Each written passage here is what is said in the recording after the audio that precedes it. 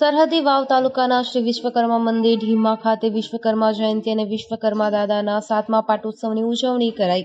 મહાસુદ તેરસ વિશ્વકર્મા જયંતિ આમ તો સમગ્ર ભારત દેશ તેમજ ગુજરાતમાં વિશ્વકર્મા ભગવાનની જયંતિની ઉજવણી થતી હોય છે, ત્યારે આજે સરહદી વાવ તાલુકાના શ્રી વિશ્વકર્મા મંદિર ઢીમા ખાતે વિશ્વકર્મા જયંતિ અને વિશ્વકર્મા દાદાના 7મા પાટોત્સવ નિમિત્તે ઉત્તર ગુજરાતના તમામ સુથાર પરિવાર સ્નેહીજનોએ હાજરી આપી યજ્ઞ પૂજા વિધિમાં યોગદાન આપી પ્રસાદ ગ્રહણ કરેલ તથા કાર્યક્રમમાં લોક સાહિત્યકાર સુથાર અશોકભાઈએ લોક સાહિત્ય શ્રેણી તથા ભજન છંદ દુહા વગેરેનો ધોધ વરસાવ્યો હતો।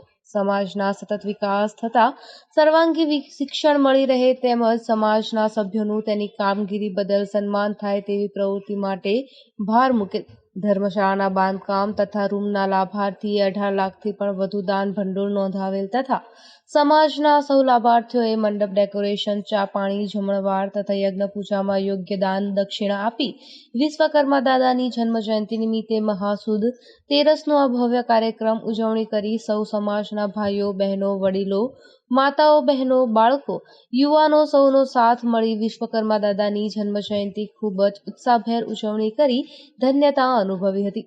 જિલ્લાના પવિત્ર અને પાવન ધામ એવું ધરણીધરનું ધામ ઢીમા ક્ષેત્રની અંદર ભગવાન વિશ્વકર્મા ભગવાન બિરાજમાન છે। 2017માં ભગવાનની વિધિવત રીતે પ્રતિષ્ઠા કરવામાં આવી અને આજે એમને પ્રતિષ્ઠાનો 7મો પાટોત્સવ ઉજવાઈ રહ્યો છે।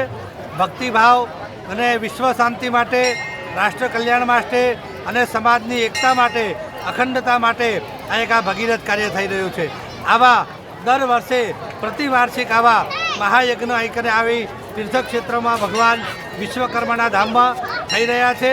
સમાજની ઉન્નતિ માટે, સમાજના વિકાસ માટે, સમાજની ચડતી કળા માટે અને દરેકની ભગવાન હર હંમેશા મનની મનોકામનાઓ પૂર્ણ થાય એના માટે આ અખંડતાનું ભગીરથ કાર્ય થઈ રહ્યું છે। બ્યુરો રિપોર્ટ, દેવરામ મિસ્ત્રી, થરાદ।